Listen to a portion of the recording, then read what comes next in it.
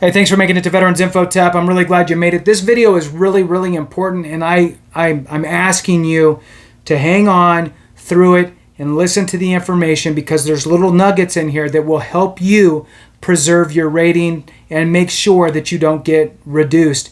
And if the VA screws up, at least you know you have a leg to stand on, because the VA works in silos and they have blinders on and they don't look at the periphery and they're not reading the rules and regulations the ways that they should be. So we, as a veteran community, should be up to speed with everything that is going to affect us and our claims. So let's jump into it here, and I'm asking you to hit the thumbs up, subscribe, share with a friend, all that stuff, and really, collectively, we can help get this word out. Everyone has to do their part, right? I'm pushing it out there. It's up to you now to hit the thumbs up, because it really does help the channel to spread the word, which is the whole purpose I'm here doing this.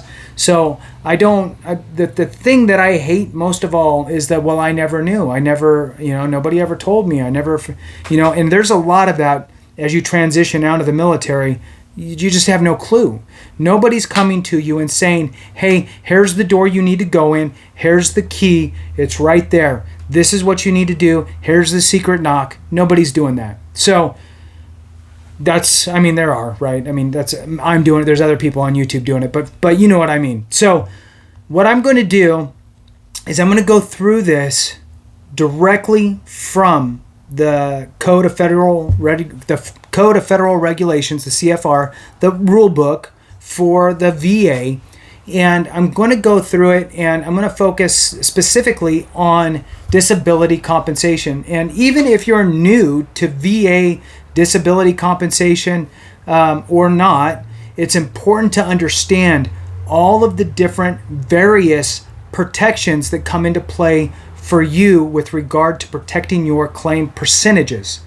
And again, the VA will screw up and they're going to reduce somebody that they shouldn't because they're protected. But you're in a much better position when you know what sort of protections you're supposed to have. At least you have some way to combat whatever they're doing. So jumping into it, I'm going to start off on the compensation cases, and it is the next line down, and it says scheduling reexaminations. I'm just going to read through it, give you my thoughts, and then I'm also going to show you how to order your C file, your case file, or case folder from the VA, which gives you all of your information and gives you some insight on some additional protections that I'm going to talk about here as well. So, and in my opinion, it's actually the most important protection, to be honest. All right, so moving on, and I've talked about it before. So scheduling reexaminations. Assignment of a pre-established rating requires reexamination within the second 6-month period following separation from service, following initial Department of Veterans Affairs examination or any scheduled future or other examination, reexamination, if in order, will be scheduled within not less than 2 years nor more than 5 years within the judgment of the rating board, unless another time period is elsewhere specified. So, blah, right? So what they're saying here is that typically, right? Typically what they're looking at is if you have a condition, they will typically ask for a re-examination of you on that condition somewhere between the 2 to 5 year period. And you will see that if they are going to do it, typically, again, in the award decision, the decision letter that they send you saying, hey, look, we had your claim, we made our decision, we rated you at 30% for this because that's what you're rated, and we didn't rate you at 50 because you didn't meet these things, right? And then they're going to say, we have a future exam set out for you, somewhere before 5 years. So that's what this is talking about. Now, it says here, this is the important part. Okay, so now you know that typically the window, and again, they always leave a little variant, right? So unless another time period is elsewhere specified. So there's that. Cancer might be a good one. So if you have cancer and the cancer goes out 8 years, they might do a re-examination later because now you were able to put the cancer at bay and now they want to do a re-examination. Could be something like that, right? So, but anyway, they leave some room. So this next section is the part that starts to dial in on the protections that I want to share with you. Hang in there with me. I know it's 8 minutes of your life, so please. No periodic future examinations will be requested.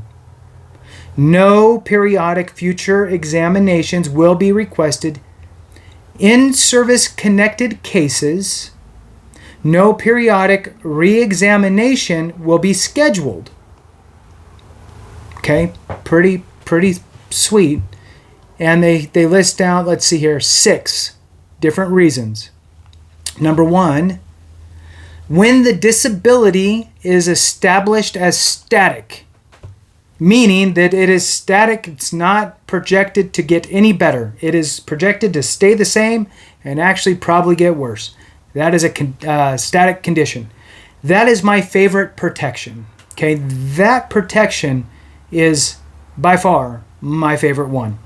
And I will show you where you can find out if your conditions are listed as static. And we'll jump into that in like probably 2 minutes. So let's jump into the next one here. Number 2, when the findings and symptoms are shown by examination scheduled in paragraph B21 or B2I of this section or other examinations and hospital reports to have persisted without material improvement for a period of 5 years or more. Okay, that's the 5-year rule. So if you have a service-connected condition and all of your medical records show that your condition has not gotten any better over a period of 5 years, the VA is not supposed to request any future examinations or any periodic re-examinations. The next one is number 3, where the disability from disease is permanent in character and of such nature that there is no likelihood of improvement. Okay, so it's another way to say static, right? So it is specifically targeting diseases. So typically somebody with arthritis, it's usually not going to get better. It's you catch it up front, you try to do the best to mitigate progression, but it's usually not going to go into remission and disappear. So moving on. Number 4, in cases of veterans over 55 years of age, except under unusual circumstances. So 55-year rule. Okay, so if you're over 55, except under unusual circumstances. The next one is number 5, when the rating is prescribed when the rating is a prescribed scheduled minimum rating. So if you have the lowest rating in the rating schedule for your condition, the VA is not going to waste time re-examining you because you're already at the lowest rating. So you don't need to worry about that specific condition. The next one is number 6, and this is the last one here, where a combined disability evaluation would not be affected if the future examination should result in a reduced evaluation for one or more conditions. So I'm in this boat. So I don't remember how many conditions. We'll say 8. So I have 8 conditions that are service connected. 7 of them are static. 1 of them is not. But my 7 that are static take me to 100%. So I'm permanent in total because all those 7 that are static take me to 100%.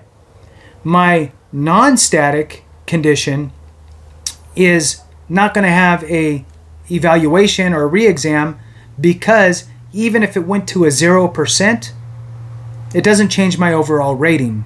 So I'm still in the same boat.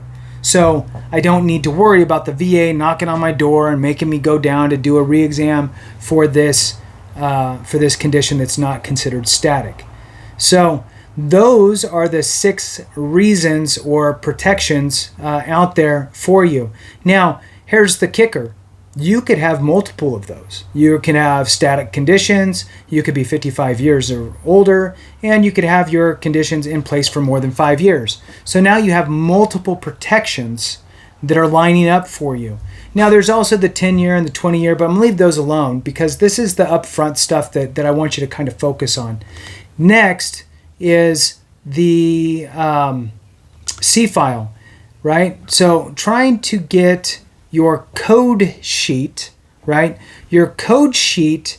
So when you think about your conditions and everything with the VA, they'll all be listed on a sheet.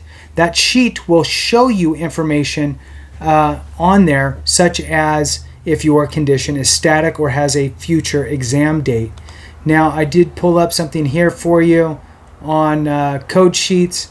Code sheets to order. Let's see. Ordering your code sheet. Okay, so a rating code sheet will list all your current ratings, the percentage, dates of each percentage, and if there's a routine future exam. So very important. And then you can order it yourself, or you can have your VSO order it for you. Veteran Service Rep would also help. I'm going to type it in here real quick for you. Bear with me. Can't remember the number off the top of my head here. Order VA code or C file. Sorry. Order VA C file. All right. So VA form 3288 is the form in which you would want to use in order to order your C file. And in that C file is where you're going to find your code sheet.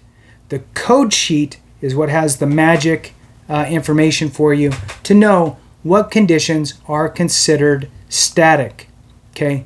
Now, if you have all your conditions are adding up to 100% and they're all static, but you're not permanent in total, you need to reach out to the VA and let them know that all your conditions are static and you should be rated at permanent in total. Or if all your conditions, you've had them for more than 5 years, or you're over 55 or whatever, anything that warrants you not to have a future exam, you should then be permanent in total.